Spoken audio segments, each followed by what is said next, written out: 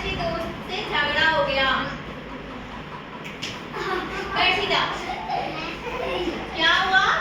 एक दिन रीना का अपने सबसे अच्छे दोस्त से क्या हुआ? झगड़ा आकर वह गुनगुन कह रही थी। घर आकर के क्या कह रही थी? गुनगुन कर कह रही थी, है ना, मैं उसे पीट दूंगी। मतलब अपन धीरे धीरे बोल देते हैं ना, जब अपन किसी से लड़ाई हो जाती है, जब आप लोग भी कह देते होंगे मैं उसे पीट दूंगी, है ना, तो वो भी रीना भी ऐसी कहती थी, मैं उसे पीट दूंगी। नहीं, मैं उससे बात करना बंद कर दूंगी।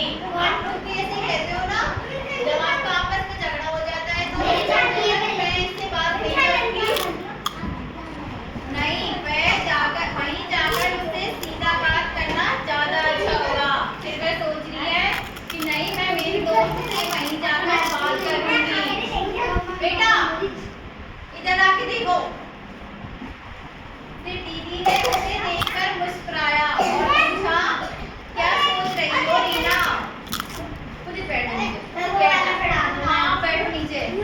झगड़ा निपटाने के कितने तरीके होते हैं दीदी? रीना ने पूछा। दीदी हंसी और बोली, ये कैसा सवाल है? सच बताओ, मेरा किसी के साथ अगर टकराव है या मतभेद है तो उससे जूझने के क्या तरीके होते हैं? मतलब अगर किसी से लड़ाई हो जाए तो बात करने के निपटाने के कौन से तरीके हैं जिससे लड़ाई झगड़ा सुलझ सके?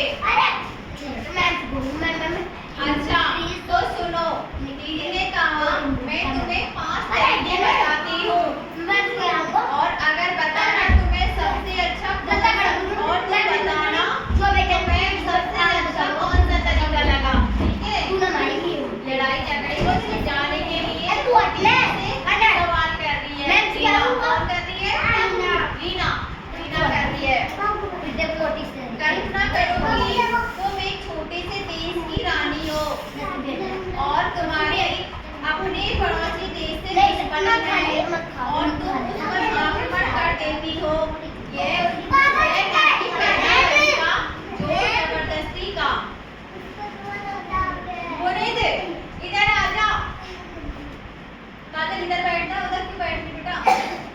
रीना कल्पना करने लगी, वह सिंहासन पर बैठ कर अब वह घोड़े पर बैठकर अपनी सेना के आगे आगे जा रही है और फिर उसने दुश्मन के सारे सैनिकों को मार गिराया।